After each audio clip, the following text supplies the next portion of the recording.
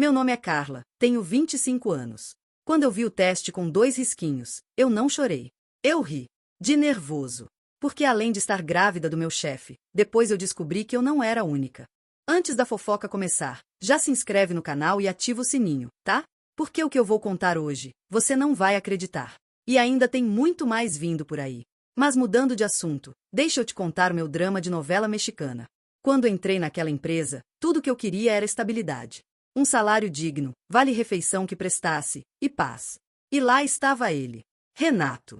Chefe. Respeitado. Casado. Tinha aquele ar de homem que não precisa provar nada. Camisa bem passada, perfume marcante, olhar direto. No começo ele mal falava comigo. Mas quando falava, dava um jeito de me elogiar. Primeiro foi meu trabalho.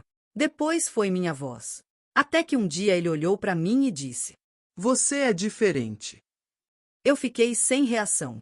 Só sorri de leve, agradeci o elogio, e voltei pro computador, como se nada tivesse acontecido. Mas por dentro, tava tudo acelerado. Sabe aquela sensação de que alguém te viu de um jeito diferente, e agora você não sabe mais como agir? Era isso. Continuei digitando, tentando me concentrar, mas sentia o olhar dele. Pesado. Intenso. Como se quisesse dizer algo, sem dizer. De vez em quando, olhava de canto de olho. E sim, ele ainda estava me encarando. Mas sempre disfarçava quando alguém passava. Na hora, eu pensei, deve ser coisa da minha cabeça. Ele é meu chefe, deve estar distraído com outra coisa.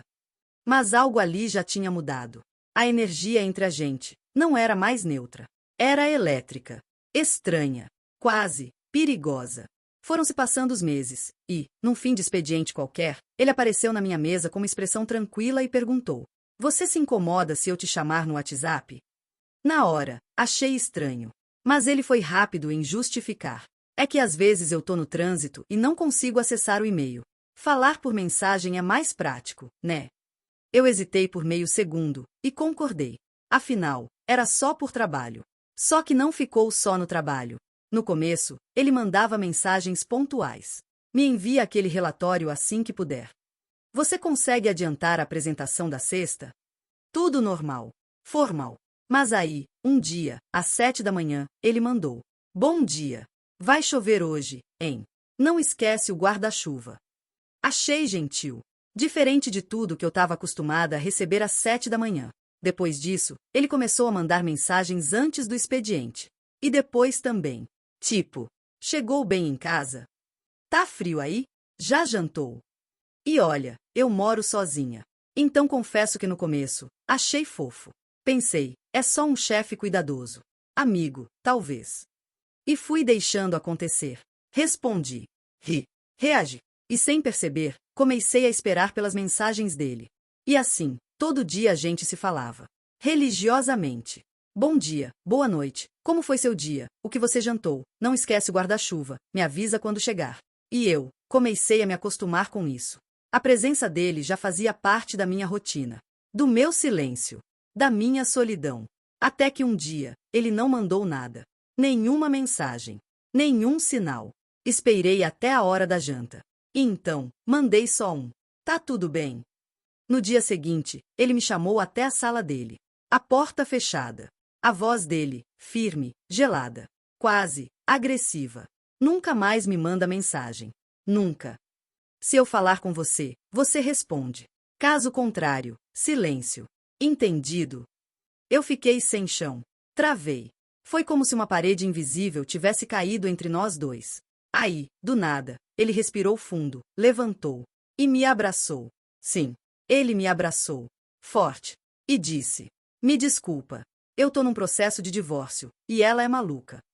Ontem ela viu a notificação da sua mensagem no meu celular e surtou. Você sabe como ela é nessas crises, ela desconta no meu filho.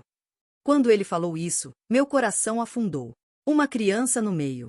Uma criança levando porrada emocional, porque eu mandei um tá tudo bem. Eu fiquei com pena. De verdade. A criança não tem culpa de nada. E afinal, nós somos só amigos, né? Por alguns dias eu fiquei em silêncio. Pensei até em cortar contato. Evitar qualquer problema no trabalho, qualquer desgaste. Mas aí, ele voltou a mandar mensagem. Com emojis. Com carinho. Com aquele jeito que me fazia duvidar do que era certo.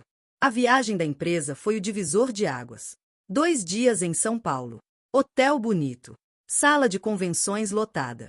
Coffee break com bolo seco e networking forçado.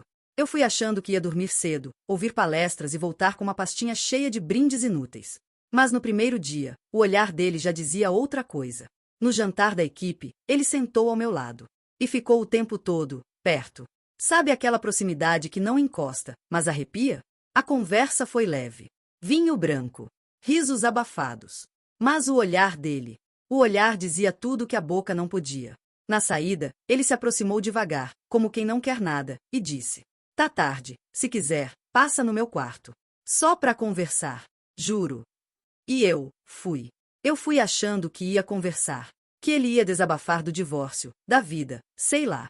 Mas a porta mal fechou, e ele encostou em mim. Foi intenso. Confuso. Quente. E errado. Mas no meio daquilo tudo, parecia certo.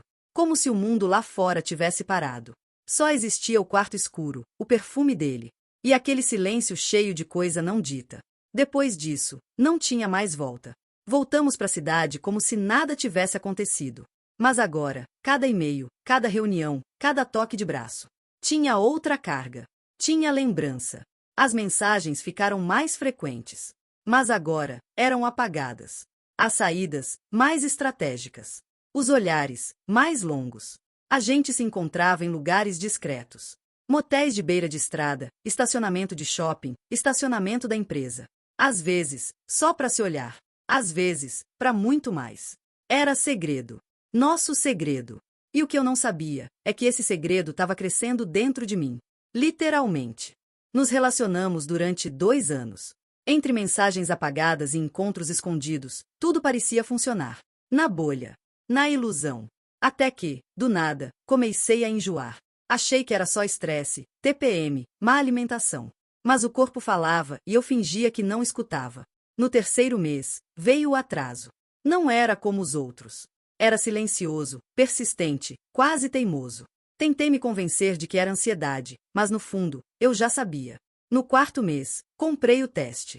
A farmácia ficava do lado da empresa. Estava com a cara fechada, vergonha estampada. Peguei o mais barato. Não tive coragem de olhar nos olhos da atendente. Fui direto pro banheiro da firma. Aquele frio, impessoal, que ecoa tudo. Abri o teste com a mão tremendo, li as instruções 3 vezes, como se isso fosse mudar o destino. Esperei. Encostada na parede. Sentindo o coração batendo na garganta. E quando olhei, 2 risquinhos. Nítidos. Claros. Sem margem de erro. Positivo. Sentei no chão. O teste ainda na mão. O mundo girando. O estômago embrulhado. Me sentia pequena, como se o universo inteiro tivesse apertado ao meu redor. E tudo que eu conseguia pensar era no nome dele. Renato. Era como se cada sílaba pesasse mais que meu corpo inteiro naquele momento. Meu chefe. Meu segredo. Meu erro. E agora, pai do meu filho. E eu ali, sozinha, sentada no chão gelado, com um pedaço de plástico na mão e a vida virada do avesso.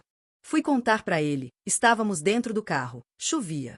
Aquelas gotas finas e insistentes que grudam na roupa e no rosto, como se quisessem te lembrar de cada segundo. Ele estava dentro do carro. Motor ligado, rádio baixo. Entrei. Fiquei em silêncio por alguns segundos, com o teste na bolsa e o coração na boca. Quando consegui falar, minha voz mal saía. Eu tô grávida. Ele fechou os olhos por um instante. Depois, apoiou as mãos no volante e soltou um suspiro pesado, como se o mundo tivesse acabado. Como se aquilo fosse um problema para ele, e só para ele. Virou o rosto para mim e disse, com a voz firme, seca: "A gente vai resolver isso. Do nosso jeito. Confia em mim." Na hora, eu quis acreditar. Quis achar que ele era aquele homem que dizia que me via, que se importava.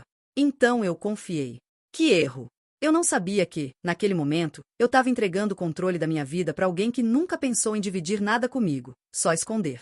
Dias depois, Renato me mandou uma mensagem. Curta. Direta. Sem vírgulas nem rodeios. Dizia: "Você já pensou em interromper a gravidez? Talvez fosse melhor para todo mundo." Li e reli aquela frase como se não estivesse entendendo. Demorei a digerir.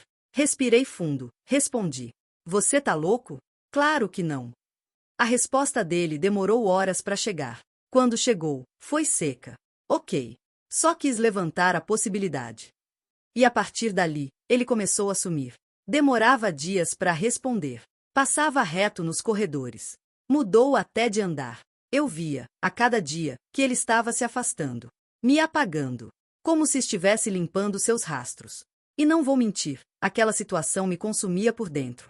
Eu ainda tentava me manter firme, fingir que estava tudo bem, mas por dentro eu estava me partindo em pedaços. Até que, numa terça-feira, recebi um e-mail do RH. Assunto: reunião urgente. Sala 3. Às 15 horas. Meu estômago virou na hora. Nunca tinha sido chamada no RH. Tentei pensar em 1000 possibilidades, menos a pior. Mas quando cheguei lá, ele estava lá.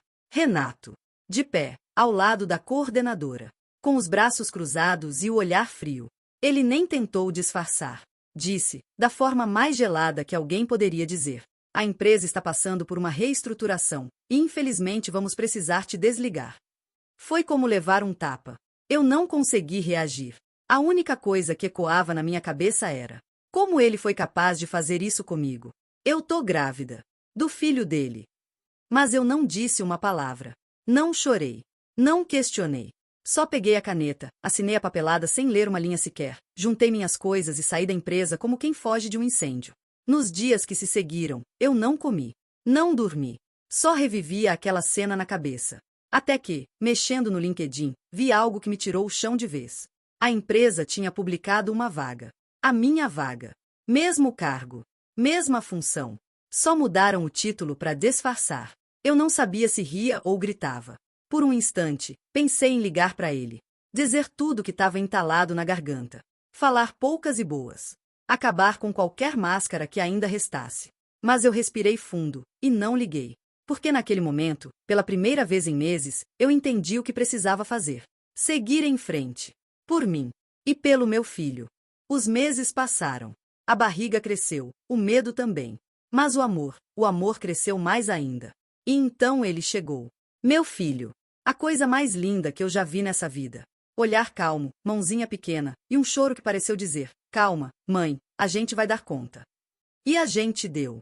Consegui outro trabalho. Melhor. Ambiente leve, gente normal. Paz, enfim. Vida nova. Até que um dia, uma amiga da antiga empresa me chamou no direct. Amiga, adivinha quem aprontou de novo?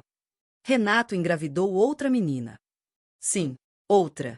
Mas dessa vez, não foi silêncio. Ela fez barraco.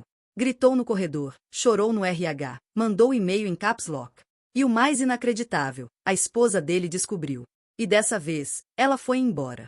E aí, como se não bastasse, esses dias recebo uma notificação no Instagram. Mensagem dele. Renato. Oi. Vi uma foto sua. Você tá linda. Como está nosso menino? Queria muito conhecer ele. Nosso menino. O mesmo menino que ele nunca registrou. Que ele apagou da vida dele por 2 anos inteiros. Que ele achou que poderia ignorar como quem apaga uma mensagem do celular. Eu ri. De verdade. Ri como quem lembra de uma piada velha e sem graça. E, claro, não respondi. Hoje eu vivo por ele. Pelo meu filho. Para dar o melhor, para ensinar o melhor. Para criar um homem decente. Diferente do pai. E se eu pudesse escolher, escolheria que ele nunca tivesse contato com quem só apareceu quando era tarde demais. Mas aí, eu me pego pensando.